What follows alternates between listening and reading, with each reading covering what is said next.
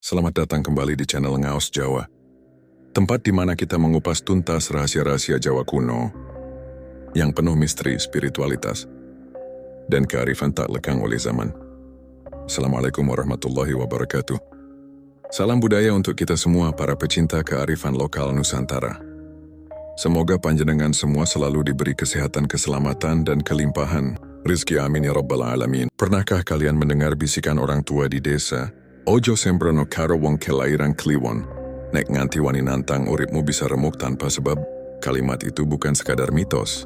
Banyak kisah turun-temurun di tanah Jawa yang menyimpan misteri kelam tentang orang berweton kliwon. Mereka bukan orang biasa. Di balik sikapnya yang tenang, tersimpan kekuatan gaib yang tak terlihat. Konon, siapa saja yang berani melawan orang kliwon akan ditimpa kesialan bertubi-tubi, bahkan bisa berakhir dengan nasib tragis. Malam ini, saya akan menceritakan sebuah kisah rakyat yang dipercaya benar-benar terjadi di sebuah desa di kaki gunung Lawu. Kisah tentang seorang pemuda sombong yang menantang orang berweton kliwon dan bagaimana hidupnya berubah jadi malapetaka. Apakah panjenengan cukup berani mendengarkan sampai akhir? Sebelum kita lanjut lebih dalam, saya ingin mengajak panjenengan semua untuk klik tombol subscribe agar kita selalu terhubung dalam perjalanan spiritual ini. Semoga sedulur semua yang menonton hari ini senantiasa diberikan kesehatan lahir dan batin, dijauhkan dari segala bala dan mara bahaya, serta dilimpahkan rezeki yang barokah tanpa putus. Amin ya rabbal alamin. Tulis di kolom komentar dari kota mana panjenengan berasal, biar saya bisa kirimkan doa khusus dari sini untuk sedulur semua. Dan sekarang mari simak kisahnya. Di lereng Gunung Lawu, ada sebuah desa kecil yang tidak semua orang berani mendatanginya. Desa itu bernama Dukuh Sabrang. Dari luar, desa ini tampak tenang, penuh sawah hijau, dan pepohonan rimbun yang menyejukkan mata. Namun siapapun yang lama tinggal di sana akan tahu bahwa Dukuh Sabrang bukan sembarang desa. Ada aturan tak tertulis yang harus dijaga, ada keyakinan yang diwariskan turun-temurun, dan ada rahasia besar yang membuat desa ini berbeda dari tempat lain. Warga Dukuh Sabrang masih memegang erat warisan leluhur. Mereka percaya pada hitungan hari, pasaran, dan weton. Bagi mereka, kelahiran seseorang bukan sekadar tanggal, melainkan penanda takdir hidup yang akan dilewati. Dari weton bisa ditebak watak, rezeki, bahkan garis nasib seseorang. Dan dari sekian banyak weton, ada satu yang paling ditakuti sekaligus dihormati, kliwon. Wong kliwon kui dudu wong sembarangan. Begitu kata orang-orang tua di sana. Konon, orang yang lahir pada weton kliwon punya daya gaib sejak dalam kandungan. Mereka sering dikelilingi aura misterius, disukai makhluk halus, dan kalau marah, bisa membawa malapetaka bagi orang yang menentangnya. Di Dukuh Sabrang, ada seorang lelaki tua bernama Ki Wargo. Ia lahir pada hari Jumat Kliwon, weton yang diyakini paling sakral. Walau hidupnya sederhana sebagai petani, Ki Wargo dihormati hampir semua orang di desa. Tidak ada yang berani macam-macam dengannya. Ada yang bilang ia punya tulang wangi, tanda seseorang yang dilindungi kekuatan gaib leluhur. Ada pula yang percaya sawahnya selalu subur bukan hanya karena rajin, tapi juga karena doa-doanya didengar alam. Meski begitu, Ki Wargo bukan orang yang suka pamer atau mencari perhatian. Ia pendiam, sederhana, dan sering membantu tetangga yang kesusahan. Kalau ada hajatan, ia selalu hadir membawa beras atau hasil panen. Kalau ada warga sakit, ia ikut menjenguk dan memberi doa. Sifatnya yang tenang membuat orang-orang makin hormat padanya. Namun suasana tentram itu berubah ketika seorang pemuda bernama Surya datang ke Dukuh Sabrang. Surya berasal dari kota, seorang yang keras kepala dan tidak percaya pada hal-hal mistis. Ia sering berkata bahwa semua kepercayaan tentang weton hanyalah tahayul yang menghambat kemajuan. Kalau hidup mau maju, ya kerja keras. Bukan hitung-hitungan hari atau pasaran, semua itu cuma dongeng orang tua. Katanya dengan suara lantang di balai desa. Ucapan itu membuat banyak warga tidak nyaman. Mereka menggeleng pelan, tak berani membantah. Bagi mereka mengolok-olok weton sama saja dengan menantang leluhur. Apalagi ketika Surya mulai menyebut nama Ki Wargo. Katanya orang lahir kliwon sakti. Halah, kalau memang sakti, coba buktikan. Apa bisa membuat orang kaya mendadak? Apa bisa menghentikan hujan atau menumbuhkan padi dalam semalam? Hahaha, ejeknya sambil tertawa keras. Ucapan Surya itu menyulut bisik-bisik warga. Mereka menunduk takut bencana segera datang. Sebab ada keyakinan lama Siapa saja yang berani menantang atau meremehkan orang kelahiran Kliwon, hidupnya akan dirundung malapetaka. Ki Wargo sendiri hanya tersenyum tipis ketika mendengar ejekan itu. Ia tidak marah, tidak pula membalas. Dengan suara pelan ia berkata, "Anak muda, janganlah meremehkan hal yang tidak kau pahami. Leluhur kita sudah menata weton bukan untuk main-main, tapi untuk menjaga keseimbangan jagat." Namun Surya menertawakan nasihat itu. Ia menganggap Ki Wargo hanya orang tua kampung yang terjebak tradisi usang. Ia tidak sadar bahwa sikap congkaknya akan menjadi awal dari kisah kelam yang kelak mengubah hidupnya. Sejak hari itu, nama Surya mulai jadi perbincangan. Warga berkata lirih, "Anak kuwi bakal ciloko, wani nantang wong Kliwon, wong sing dilindungi leluhur." Dan benar saja, sejak malam itulah bayangan kesialan mulai mengintai. Hari berganti, tetapi ucapan Surya yang meremehkan Ki Wargo masih terngiang di telinga warga Dukuh Sabrang. Mereka gelisah, seakan ada firasat buruk yang menunggu di balik peristiwa itu. Namun Surya tetap berlagak seolah semua baik-baik saja. Ia malah makin berani mengumbar kata-kata sombong, seakan ingin membuktikan bahwa dirinya benar dan seluruh warga salah. Suatu sore, balai desa kembali ramai oleh warga yang berkumpul untuk membahas perbaikan saluran irigasi. Surya ikut hadir, namun bukannya memberi usul. Ia kembali mengangkat topik tentang weton yang dianggapnya konyol. "Kenapa kalian takut pada hari lahir? Apa masuk akal orang Kliwon dianggap sakti? Kalau memang benar, ayo buktikan. Apa Ki Wargo bisa membuat sawahku panen lebih banyak? Apa bisa bikin aku kaya mendadak? Kalau tidak, berarti semua ini cuma kebohongan besar." Teriaknya sambil mengepalkan tangan. Suasana balai desa mendadak hening. Orang-orang menunduk, tak berani menatap wajah Ki Wargo yang duduk di sudut ruangan. Angin sore terasa lebih dingin dari biasanya. Seolah ikut mendengar tantangan itu. Ki Wargo mengangkat kepalanya menatap Surya dengan sorot mata teduh. Ia tidak marah. Namun kata-katanya tegas, "Anak muda, hidup bukan untuk saling merendahkan. Kau boleh tidak percaya, tapi jangan sampai menantang sesuatu yang lebih besar darimu. Jagat ini punya keseimbangan, dan setiap ucapanmu bisa jadi pintu yang membuka malapetaka." Namun Surya justru mendengus dan berdiri menantang. "Kalau memang kau sakti, Ki, ayo kita bertarung. Kalau kau menang, aku akan percaya. Tapi kalau kau kalah, berarti semua cerita tentang Kliwon itu hanya dongeng nenek tua." Warga langsung terperangah. Sebagian besar menutup mulut dengan tangan, takut ucapan itu benar-benar menjadi kutukan. Seorang sesepuh berbisik lirih, "Astagfirullah, bocah iki.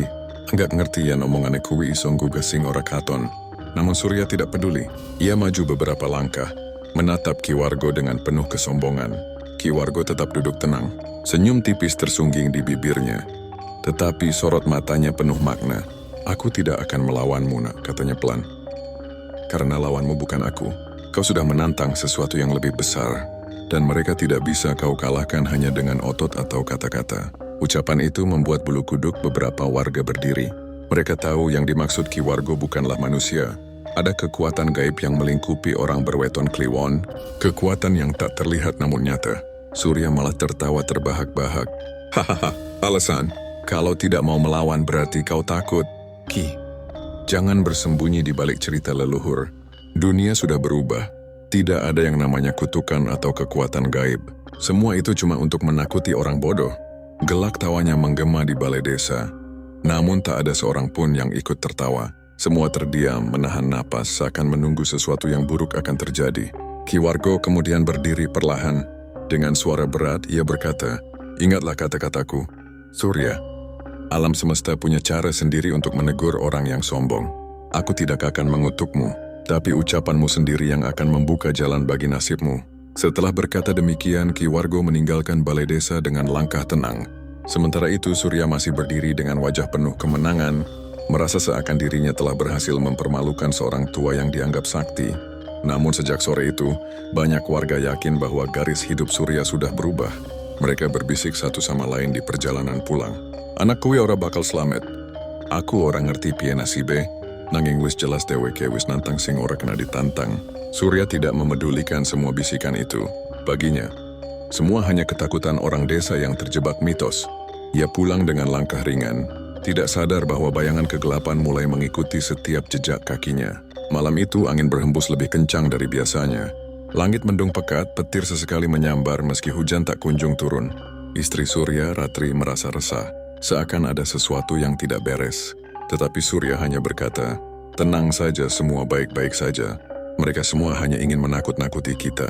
Ratri hanya bisa diam, menahan keresahan dalam dadanya. Ia tidak tahu bahwa malam itu adalah malam pertama dari serangkaian kejadian aneh yang akan menimpa keluarganya. Kejadian yang akan membuktikan bahwa kata-kata Ki Wargo bukan sekadar peringatan kosong, melainkan kebenaran yang tak terbantahkan. Dan sejak malam itu hidup Surya tidak pernah lagi sama. Awal kesialan, hari-hari pertama setelah Surya menantang Ki Wargo, tampak seperti biasa. Ia masih pergi ke sawah, masih duduk santai di beranda rumah sambil menyalakan rokok lintingan, dan masih sesekali mencibir warga desa yang menatapnya dengan tatapan prihatin. Namun tak lama kemudian tanda-tanda aneh mulai muncul, seakan dunia mulai menunjukkan peringatan halus kepadanya. Awalnya, sawah Surya yang biasanya hijau mendadak meranggas. Daun padi yang semula segar berubah kuning pucat, batangnya layu tanpa sebab. Aneh sekali, karena sawah milik tetangganya tetap subur, irigasi lancar, pupuk tak ada yang kurang, tapi hanya sawah Surya yang terlihat seperti terbakar dari dalam. Mungkin karena cuaca, katanya dengan ringan, meski hatinya mulai terasa aneh. Keesokan harinya ia kehilangan beberapa ekor ayam. Awalnya ia mengira ayamnya dicuri, tapi tubuh ayam-ayam itu ditemukan mati di belakang kandang, tanpa luka, tanpa darah, seakan nyawa mereka dihisap oleh sesuatu yang tak terlihat. Ratri, istrinya, mulai resah. "Mak, sini bukan hal biasa. Aku takut. Jangan-jangan semua ini ada hubungannya dengan ucapanmu tempo hari." Namun Surya menepis kekhawatiran itu. "Ratri, jangan bodoh. Ini hanya kebetulan. Hewan memang bisa mati kapan saja. Tidak usah dikait-kaitkan dengan hal gaib." Malam hari keanehan semakin nyata. Ketika Surya hendak tidur, ia mendengar suara lirih dari luar rumah. Awalnya seperti suara gamelan, bunyinya pelan tapi jelas. Namun ketika ia keluar, halaman rumah sepi. Hanya angin malam yang berhembus, membawa hawa dingin menusuk tulang. Pada malam berikutnya suara lain terdengar, tangisan bayi. Tangis itu begitu nyata, terdengar dari samping rumah. Ratri yang mendengarnya langsung menggigil, memeluk Surya erat-erat. "Mas, tolong, jangan biarkan aku mendengar suara itu lagi." Tapi ketika Surya berlari keluar membawa lampu minyak, tidak ada siapa-siapa, hanya bayangan pepohonan kelapa bergoyang. Namun tangisan itu masih menggema di telinganya, membuat bulu kuduknya berdiri. Sejak itu mimpi buruk mulai menghantui tidurnya. Suatu malam Surya bermimpi berjalan di tengah sawahnya yang kering. Dari kejauhan muncul sosok tinggi besar, matanya merah menyala, wajahnya tertutup kabut hitam. Suara sosok itu berat, menggelegar, membuat tanah bergetar. "Kenapa kau berani menantang anak Kliwon? Kau telah membangunkan kami. Hidupmu tak akan tenang mulai malam ini." Surya terbangun dengan tubuh bergetar.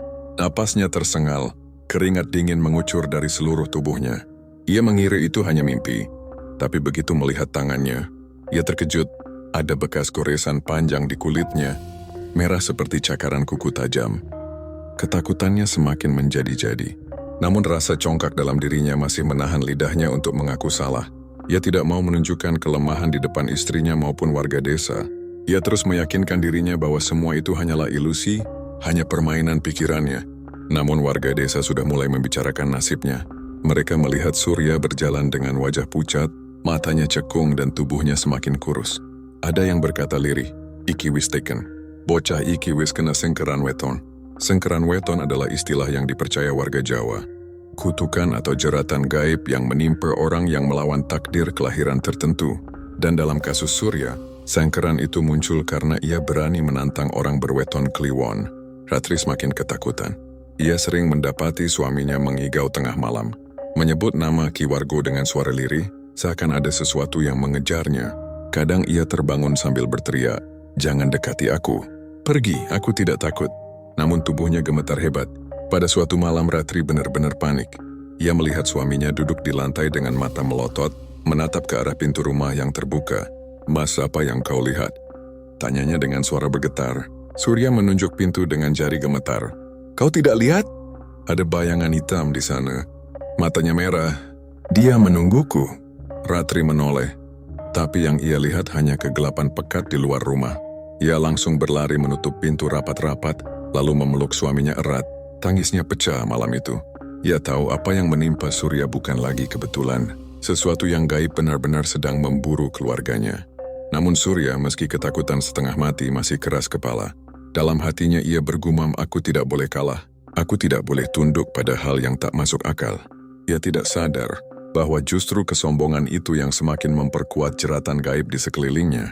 Dan dari malam itu awal kesialan Surya bukan lagi sekadar firasat, malah petaka yang lebih besar sedang menunggu, dan ia tidak punya tempat untuk berlari. Kutukan orang Kliwon. Sejak malam-malam penuh teror itu, hidup Surya semakin terpuruk. Tubuhnya yang dulu tegap kini mulai merosot kurus, wajahnya pucat pasi, dan matanya cekung seolah tidak pernah tidur. Warga desa yang melihatnya hanya bisa menggeleng prihatin, sebagian berbisik lirih, "Iki wis kena kutukan Kliwon." Setiap malam Surya dihantui mimpi buruk yang sama. Sosok tinggi besar dengan mata merah menatapnya, seolah ingin menelan jiwanya. Kadang sosok itu muncul di sawah, kadang di tengah rumah, bahkan kadang di balik cermin tempat Surya biasa bercukur. Lebih mengerikan lagi, setiap kali ia terbangun, selalu ada tanda-tanda nyata di tubuhnya. Bekas cakaran, lebam di lengan, atau bahkan luka gores di punggungnya. Istrinya, Ratri, semakin tidak sanggup menahan rasa takut. Dengan berani ia mendatangi rumah Ki Wargo memohon pertolongan. "Pak, tolonglah suamiku. Ia memang lancang dan sombong, tapi ia sudah tidak seperti dulu lagi. Setiap malam ia diganggu, setiap hari hidupnya makin hancur. Saya mohon hentikan semua ini." Ki Wargo menatap Ratri dengan tatapan teduh, lalu menarik napas panjang. "Nak, apa yang menimpa suamimu bukan karena aku. Aku tidak pernah berniat mencelakainya. Tapi sejak ia berani menantang dan meremehkan, alam sendiri yang memberi balasan. Itu bukan kuasaku, melainkan kutukan yang lahir dari ucapannya sendiri." Ratri terisak. "Kalau begitu, apa yang harus kami lakukan, Pak? Apa masih ada jalan untuk menyelamatkannya?" Ki Wargo mengangguk pelan. "Masih ada, tapi syaratnya berat. Suamimu harus merendahkan hatinya, mengakui kesalahan, dan meminta maaf bukan padaku, melainkan pada leluhur yang ia hina. Sebab yang ia tantang bukan aku pribadi, melainkan kekuatan yang melindungi weton Kliwon." Ratri pulang dengan harapan.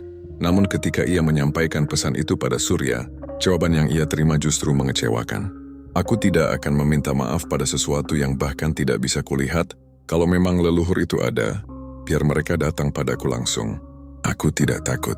Ucapan itu membuat Ratri menutup wajah dengan tangannya, menangis sejadi-jadinya.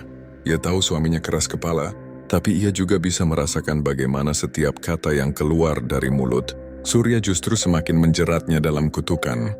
Malam itu kejadian aneh semakin parah. Saat jam menunjukkan tengah malam, rumah Surya berguncang seolah dilanda gempa kecil. Lampu minyak padam tiba-tiba, dan dari arah atap terdengar suara langkah kaki berat. Surya berusaha berani, mengambil golok dan berteriak, "Siapapun kau, keluarlah! Jangan sembunyi!" Namun yang muncul bukan manusia. Bayangan hitam setinggi 2 kali manusia biasa menampakkan diri di sudut ruangan. Matanya merah membara, mulutnya menyeringai memperlihatkan gigi tajam, dan suaranya berat menggelegar.